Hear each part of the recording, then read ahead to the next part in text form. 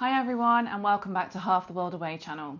Our videos are documenting our migration journey across the world from Coventry in the UK to Adelaide in South Australia. I'm Danny, I'm a primary school teacher and I'm heading over to Australia with my husband Chris, a web developer, and our children James, who's 13, and Orla, who is 10. Like many people who've made the move down under, we don't hate our lives in the UK. In fact, we're very comfortable here. We've both got really good jobs, our children are settled, and we're financially stable. But there's just that nagging feeling there's something else out there. It's not that the grass is greener, but there are some reasons that we think that it might be. Although we've never been to Australia ourselves, we have done lots of research, we've watched lots of YouTube channels and headed over to different websites and Instagram pages. So we do feel like we've come up with some common reasons that people make the move. Reason number one for moving to Australia might be a bit cliche, but it's got to be the beaches. In Coventry, we couldn't live any further from a beach if we tried. In fact, we're about 3 hours from our nearest beach, and it isn't the nicest one, we have to say. However, we do really enjoy going to Newquay in Cornwall. It's about 6 hours from here. The children love to bodyboard, we all like to swim in the sea. There's just something about being near the ocean that's really calming and gives you that sense of freedom. And we want that for our children to be part of their everyday life. People might suggest, therefore, that you move somewhere in the UK that is nearer to a beach. However, that's not how it works with our property prices. It's completely out of our affordability range to move somewhere near the coast in the UK. In Australia, the main cities seem to all be located quite near to the coastline, and they're within our affordability, which makes it an attractive place for us to move. We really want it to be part of our everyday life, heading down to the beach for walks and spending time together as a family. Reason number two for heading down under might be another obvious one, but it's the weather and the climate that Australia provides. Growing up, we always used to love our cosy winter nights, especially around Christmas time. But I think as we've got older, the endless months of rain and darkness are really starting to take their toll. It's become particularly more prevalent as we've had our children. James's football matches are cancelled and postponed constantly, and that then means that they're stuck inside. I think that Chris and I have probably both developed SAD or seasonal affective disorder. That lack of energy and that lack of motivation that you get in those winter months, which now seem to go on for 6 months at a time, really start to take their toll, and that lack of vitamin D. I've seen advice somewhere that says never move somewhere for the weather, and I don't think that that would be our prime reason to move to Australia. But I think that we can all agree that our summer holidays growing up in the UK, you could never guarantee that there'd be sunshine, and you might end up spending days in your caravan. At least with Australia, you've got that guaranteed sunny weather for the majority of the year, and you're not going to have your plans ruined. We're moving to South Australia, which has a Mediterranean climate. I think that will probably suit us more than the tropical climate, which is up in Queensland. Another reason for choosing weather as a reason is that it enables those beach days that we mentioned in reason one. Reason number three is the outdoor lifestyle. I'm not saying that we don't have that in the UK, but there seems to be more of a culture of being outdoors in Australia, probably because of the weather and the vast amount of space that is available to people to use. Being active as a family is something that we are really excited for when we arrive in Australia.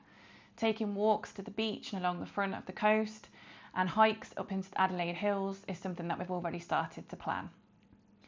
Exploring South Australia and the vast terrains of that state, as well as other states in Australia, is something that lots of families already do. We know that not every day will be like being on holiday, but being able to do these things as part of your everyday life is just something that has got to be a plus for Australia. We're also looking forward to the fact that the kids' hobbies won't be affected as much by the weather, fingers crossed.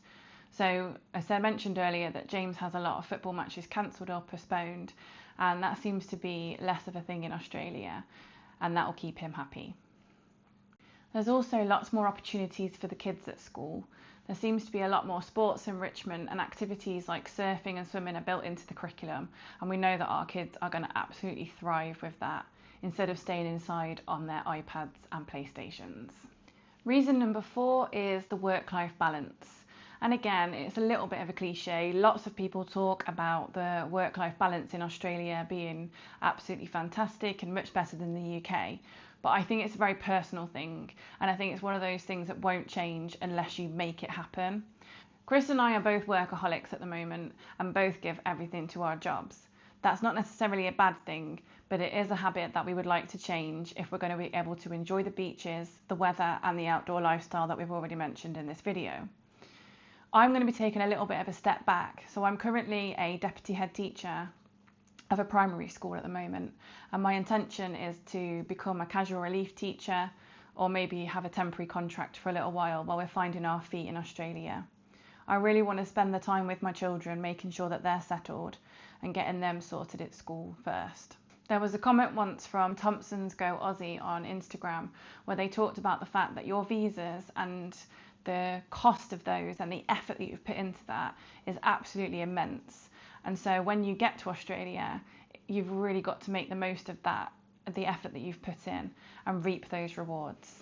The fifth and final reason that we have chosen for moving to Australia is that it is safer than the UK. Now again, we haven't visited there, so this is quite a subjective one, and it's based on other people's experiences and our research of different places in Australia, including suburbs. One of the things that we looked at when we were choosing suburbs to live in Adelaide were the crime rates, and overall the crime rates are incredibly low compared to the UK. Chris mentioned in a previous video that Coventry is currently the 4th most dangerous city in Europe, according to a survey of how people feel. Now obviously that's not a statistic around crime on its own, that's how people feel in their cities, but what I can say is that as an educator, our curriculum has had to change significantly over the last few years, particularly around knife crime and county lines and drugs. Having to teach that to primary school children is actually really sad, and I know that our children have had to have those lessons as well. We know that Australia isn't perfect and that wherever you live, there's always going to be crime and individuals that commit them. However, when we look at different rankings, Australia always comes in as one of the lower ones for crime rates, especially compared to that of the UK. I also really like that social media being banned for under 16-year-olds is a priority in Australia. It's something that has time and again been an issue for us in schools. Our children don't use it themselves, but I know that at work it's been something that's caused issues from things ranging from cyberbullying to children being exposed to indecent things that they shouldn't be, and just causes so many issues with self-esteem and mental health. So those are our top 5 reasons. We'd love to know if you agree with us. Please let us know in the comments if you agree, or if you've got any extras that you'd like to add. If you've liked this video, please click like and subscribe. We'll also tag our Instagram page below, and we'll pop a link in there to our website. There's lots of useful information about different states on our website, as well as blogs around the PTE exam and the visa process. Thank you for watching. Bye.